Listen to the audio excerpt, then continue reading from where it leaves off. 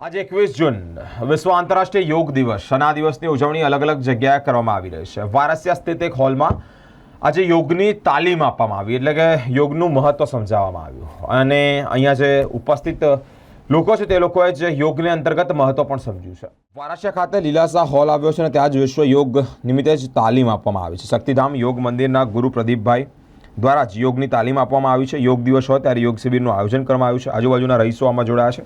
યોગ કરી સંદેશો આપ્યો છે કે યોગ કરવાથી શરીર તંદુરસ્ત રહે છે અને અન્ય રોગો પણ દૂર થાય છે।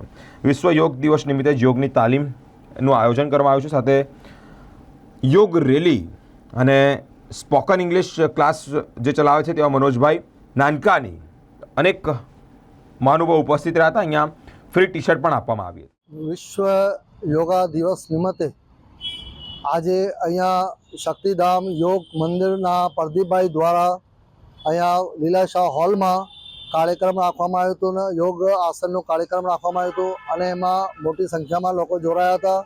અને છેલ્લા 5 દિવસથી પ્રદીપભાઈ દ્વારા જે યોગ શક્તિ કેન્દ્રના જે ગુરુ છે પ્રદીપભાઈ છેલ્લા 5 દિવસથી કાર્યક્રમ રાખે છે।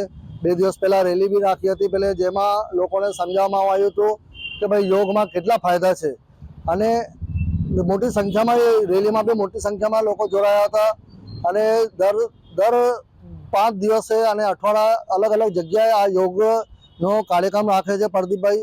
અને આજે જે પ્રોગ્રામ હતો એમાં બી સારી રીતે મોટી સંખ્યામાં લોકોએ ભાગ લીધો હતો।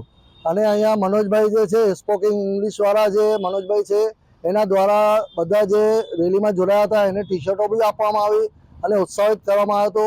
અને આ પ્રદીપભાઈ જે છે એમને બધાને સમજાવવામાં આવ્યું હતું કે યોગમાં કેટલા ફાયદા છે અને યોગ દરરોજ કરવા જરૂરી છે। દરરોજ એટલે 365 દિવસમાં 365 દિવસ યોગ કરવા જરૂરી છે। યોગમાં બહુ ફાયદા છે।